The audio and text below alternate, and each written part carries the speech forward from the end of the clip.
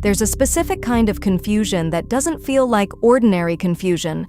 It's the feeling of walking away from a conversation less sure of something you were completely sure of an hour ago. Not persuaded, not corrected, just destabilized. If you've felt that repeatedly with the same person, this video is for you.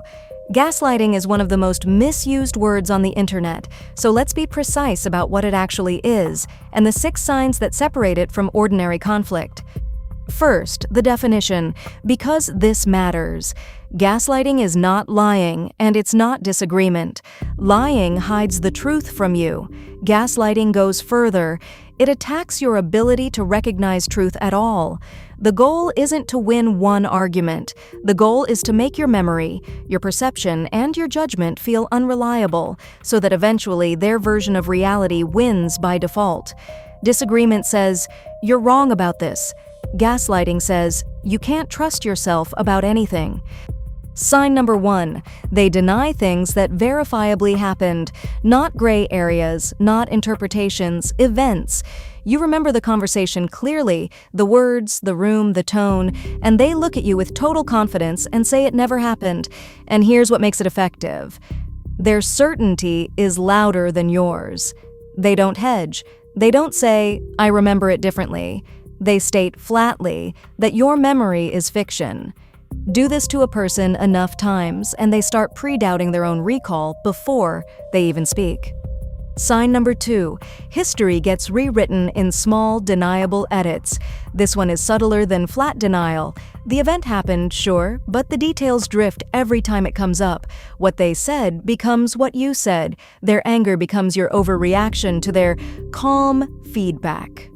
The order of events quietly reverses so that your response now looks like the provocation. Each individual edit is small enough to argue about. The cumulative effect is that the past becomes their property, not a shared record.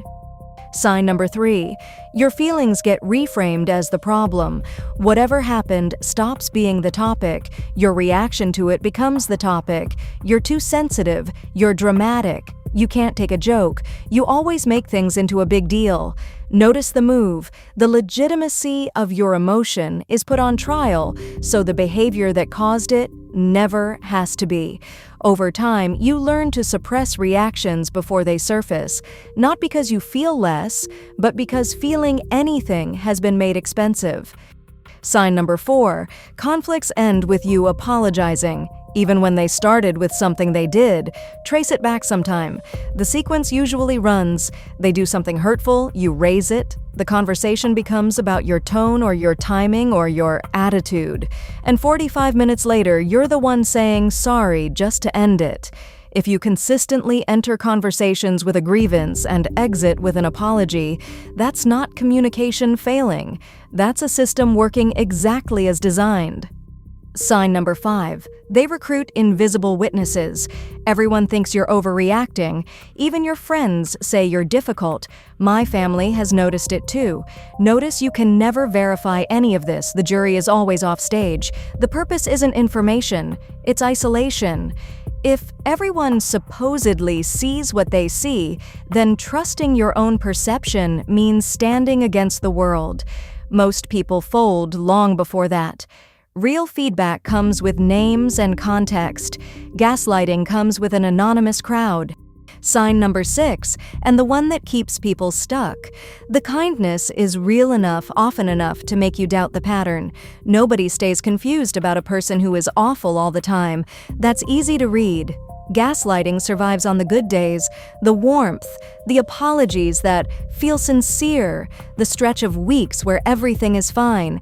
Each good stretch makes you file the bad ones under, "Maybe I exaggerated it." You're not confused because you're bad at judging people. You're confused because confusion is the product. Put side by side, the difference is stark. Healthy people can disagree with your memory without demolishing your right to have one. They can be frustrated by your feelings without prosecuting them. The single cleanest test is the after effect. Disagreement leaves you feeling opposed. Gaslighting leaves you feeling unreliable to yourself. So, what do you actually do? 3 things, in order.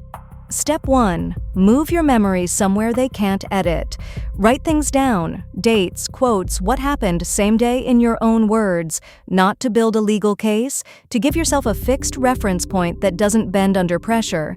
The first time you read back your own note and realize the event was exactly as you remembered it, something important happens. You catch the edit in real time. The fog only works on memories that live in one place. Step 2. Stop debating what happened. This sounds like surrender. It's the opposite. Every argument about whether the event occurred is played on their field, under their rules, and it always ends the same way. You don't need their agreement for your memory to be valid. Try the sentence. We remember this differently, and I'm not debating my memory. Then, hold it. Watch what happens. A person in good faith accepts that. A gaslighter escalates because your independent memory is the exact thing being targeted. Step 3. Get reality checks from outside the relationship. Gaslighting requires a closed room. Describe specific events, not feelings events, to someone you trust and let them react. You're not asking them to take sides. You're recalibrating your instruments against someone who has no stake in distorting the reading. If saying it out loud to a neutral person makes the behavior sound obviously wrong, sit with that. That reaction is data your own dulled alarm system stopped giving you. 2 questions people always ask at this point. First, do they know they're doing it? Honestly, sometimes yes, sometimes no, and here's why that matters less than you think. Some gaslighting is strategic and fully conscious. A lot of it is a defense reflex, a person so unable to tolerate being wrong that their mind rewrites events automatically, and they argue the rewrite with total sincerity. From inside the fog, the difference is academic. Your memory gets overwritten either way. You are allowed to protect your grip on reality without first proving intent. The pattern is the pattern, whatever is driving it. Second question, what does long exposure actually do to a person?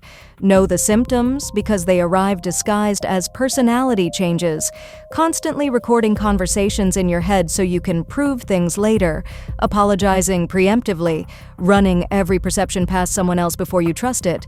A strange flatness, because having opinions became too expensive. If you recognize yourself in that list, that's not who you are. That's what adaptation to the fog looks like, and it reverses with distance. And note that none of this is exclusive to romance. The same 6 signs run in families. The parent whose cruelty you made up, decades of that never happened. And in workplaces, the boss who denies the instruction they gave you, the meeting where your idea becomes theirs, and your objection becomes your attitude problem.